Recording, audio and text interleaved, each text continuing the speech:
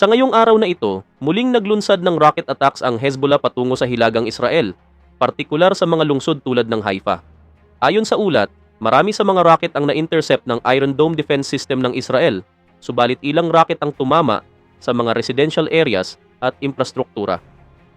Nagresulta ito sa pagkasira ng mga gusali at nagdulot ng takot sa mga sibilyan. Patuloy ang paglaban ng Hezbollah sa pamamagitan ng mga rocket bilang bahagi ng kanilang open-ended battle of reckoning. Kasabay nito, nagbabala ang Israel na patuloy silang gaganti hanggat hindi natatapos ang banta ng Hezbollah. Ang mga residente ng hilagang Israel ay nananatiling nasa mga bomb shelters upang maiwasan ang panganib. Patuloy rin ang paglikas ng mga tao mula sa mga apektadong lugar, habang nananatiling mataas ang alerto ng Israeli Defense Forces sa mga posibleng karagdagang atake mula sa Hezbollah. Bilang tugon sa mga pag-atake ng Hezbollah, ang Israeli Air Force ay nagsagawa ng malawakang airstrikes ngayong September 27. Mahigit 100 airstrikes ang inilunsad sa southern Lebanon, na kung saan tumatarget sa mga pasilidad ng armas, rocket launchers, at mga communication centers ng Hezbollah. Layunin ng mga opensibang ito na pabagsakin ang kakayahan ng Hezbollah na maglunsad ng karagdagang mga atake. Ayon sa Israeli Defense Forces, patuloy nilang babantayan ang mga posibleng shipment ng armas mula sa Iran patungo sa Hezbollah upang mapigilan ang mga bagong supply na maaaring magamit sa digmaan. Ang mga airstrike ay bahagi ng mas malawak na plano ng Israel na unti-unting pahinain ang militar ng Hezbollah. Ang pagtaas ng tensyon ay nagpapaalala ng lumalalim na digmaan sa pagitan ng dalawang panig na nagdudulot ng pangamba sa posibility ng mas malawakan na giyera sa rehiyon. Nagtagumpay din ang Israel sa isang airstrike na tumarget kay Mohammad Hossein Sarur, ang leader ng drone unit ng Hezbollah. Si Sarur ay isang mahalagang bahagi ng mga opensiba ng grupo gamit ang mga drones na ginagamit sa surveillance at pag-atake. Ang operasyon laban kay Sarur ay isinagawa sa southern Beirut, na kung saan 8 iba pang kasapi ng Hezbollah ang nakitil at 59 na katao ang napinsalaan. Ang pagkakitil ni Sarur ay itinuturing na malaking dagok sa operasyon ng Hezbollah, partikular sa kanilang paggamit ng teknolohiya tulad ng drones. Ang Israeli Air Force ay patuloy na naglulunsad ng mga high-precision strikes upang tanggalin ang mga lider ng Hezbollah at pabagsakin ang kanilang kakayahan sa pag-atake. Ang opensibang ito ay bahagi ng estratehiya ng Israel upang tanggalin ang mga lider ng Hezbollah at masugpo ang kanilang mga pag-atake. Sa kabila ng matagumpay na pag-atake ng Israel laban kay Mohammad Hossein Sarur, patuloy ang paglulunsad ng mga rocket ng Hezbollah patungo sa hilagang Israel. Ang kanilang mga target ay mga residential areas at mga military facilities sa Haifa at mga kalapit na bayan. Ilang rocket ang nakalusot sa Israeli Defense System na nagdulot ng pinsala sa mga gusali at takot sa mga residente. Patuloy na isinasagawa ang mga evacuation efforts upang ilayo ang mga sibilyan mula sa mga apektadong lugar. Samantala, nagpalakas ang Israel ng kanilang depensa upang protektahan ang mga key areas na posibleng targetin ng Hezbollah.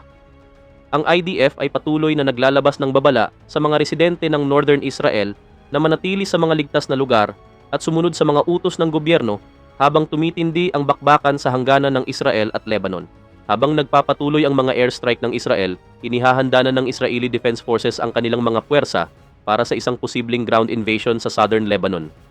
Ayon kay Tomer Bar, ang hepe ng Israeli Air Force, handa na ang kanilang mga puwersa na suportahan ang anumang ground operations laban sa Hezbollah. Ang pangunahing layunin ng operasyon ay masugpo ang kakayahan ng Hezbollah na maglunsad ng mga pag-atake mula sa lupa. Kasama sa plano ng Israel ang pagharang sa mga armas mula sa Iran na patuloy na nagpapalakas sa puwersa ng Hezbollah. Ayon sa IDF, patuloy nilang binabantayan ang mga key routes na ginagamit para magpuslit ng armas patungo sa Lebanon at nakahanda sila para sa anumang malakihang operasyon kung kinakailangan. Ang world community ay patuloy na nananawagan ng tigil putukan sa pagitan ng Israel at Hezbollah upang maiwasan ang mas malawakang digmaan. Ang Estados Unidos at France ay aktibong nagsusulong ng diplomatikong solusyon upang mapigilan ang paglala ng tensyon sa rehiyon.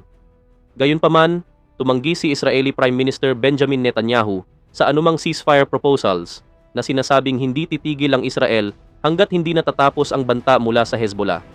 Ayon kay White House Press Secretary Karine Jean-Pierre, ang ceasefire proposal ay pinag-usapan na kasama ang Israel, ngunit wala pang konkretong tugon mula sa pamahalaan ng Israel. Patuloy ang pagsusumikap ng iba't ibang mga bansa upang maiwasan ang mas malawakang digmaan na maaaring makapagpabagsak sa rehiyon. Ang patuloy na digmaan ay nagdudulot ng matinding krisis sa Lebanon. Ayon sa mga ulat, ang mga ospital sa southern Lebanon ay punuan na at wala nang sapat na kagamitan upang tugunan ang dami ng mga napinsalaan mula sa mga airstrike ng Israel. Marami sa mga napinsalaan ay mga sibilyan na hindi agad na-evacuate mula sa mga lugar na malapit sa border. Patuloy na dumarating ang tulong mula sa mga international organizations tulad ng Red Cross, ngunit nahihirapan silang makapagbigay ng tulong dahil sa patuloy na bakbakan. Marami sa mga refugee ang pumupunta sa Beirut at iba pang lugar sa hilaga ng Lebanon upang makaiwas sa patuloy na opensiba ng Israel. Ang mga humanitarian agencies ay nananawagan ng tulong mula sa iba't ibang bansa upang mapunan ang kakulangan ng mga pangangailangan ng mga evacuees. Sa kabila ng mga airstrikes ng Israel, patuloy na tumatanggap ng suporta ang Hezbollah mula sa Iran. Ayon sa mga ulat, patuloy ang pagpapadala ng mga armas at iba pang logistical support mula sa Tehran. Ang mga armas na ito ay ginagamit ng Hezbollah upang palakasin ang kanilang puwersa at magpatuloy sa paglulunsad ng mga rocket attacks laban sa Israel. Ayon sa Israeli Air Force, ang kumpiyansa ni Hezbollah leader na si Hassan Nasrallah ay nakasalalay sa tuloy-tuloy na suporta mula sa Iran. Patuloy na binabantayan ng Israel ang mga key routes patungo sa Lebanon upang mapigilan ang pagpasok ng mga armas. Ang layunin ng Israel ay pahinain ang kakayahan ng Hezbollah na makatanggap ng anumang tulong mula sa labas ng bansa, partikular mula sa Iran, na siyang pangunahing taga-suporta ng grupo. Sa gitna ng lumalalang tensyon sa Southern Lebanon, libu-libong sibilyan ang napilitang lumikas mula sa kanilang mga tahanan patungo sa hilagang bahagi ng bansa. Maraming pamilya ang nagsisiksikan sa mga evacuation centers na itinayo ng gobyerno at mga humanitarian organizations. Ayon sa ulat, ang mga pangunahing kalsada patungo sa hilaga ay puno ng mga sasakyan habang sinusubukan ng mga residente na makalayo mula sa mga lugar na malapit sa linya ng labanan. Ang gobyerno ng Lebanon, kasama ang mga international agency, ay nagsusumikap na magbigay ng kinakailangang tulong sa mga apektadong komunidad. Gayunpaman, ang patuloy na opensiba ng Israel ay nagpapahirap sa mga rescue efforts na mailikas ang mga napinsalaan mula sa mga lugar na tinamaan ng airstrikes. Ayon sa mga ulat mula sa Lebanese authorities, ang mga evacuation centers ay nasa kanilang kapasidad na, kaya't ang ilan sa mga evacuees ay pinipilit na magtungo sa mga pribadong tahanan o mas malalayong rehiyon upang makahanap ng mas ligtas na lugar. Ang mga pangunahing kalsada patungo sa hilaga ay patuloy na napupuno ng mga sasakyan at ang trapiko ay tumitindi habang parami ang mga taong umaalis mula sa mga lugar na malapit sa hangganan. Ang mga international humanitarian organizations tulad ng United Nations ay nagpapatuloy sa kanilang panawagan para sa mas malawakang tulong at mapayapang resolusyon sa lumalalang sitwasyon. Samantala, ang mga lokal na opisyal ay nagpapatuloy sa kanilang pagsisikap upang mapanatili ang kaayusan sa mga evacuation centers at masigurong ang mga mamamayan ay may akses sa pagkain, tubig at gamot sa gitna ng krisis. Sa gitna ng patuloy na opensiba ng Israel, ang gobyerno ng Lebanon ay muling nanawagan sa international community para sa isang agarang tigil putukan. Ayon sa mga opisyal ng Lebanon, ang pambobomba ng Israel ay nagdudulot ng matinding pagkasira sa mga infrastruktura, partikular na sa mga pamayanan sa Southern Lebanon. Ang mataas na bilang ng mga nakitil, karamihan ay mga sibilyan, ay nagdulot ng malawakang pangamba sa mga residente at maging sa mga opisyal ng gobyerno. Inihayag ng Lebanon sa United Nations ang kanilang panawagan para sa internasyonal na tulong upang mapigilan ang mas malawakang digmaan.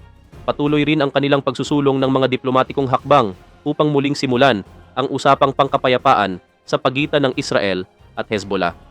Ang gobyerno ng Lebanon ay nanawagan din sa mga bansang kaalyado ng United Nations na itulak ang Israel na itigil ang mga opensiba at magbalik sa negotiation table bago pa lumala ang krisis.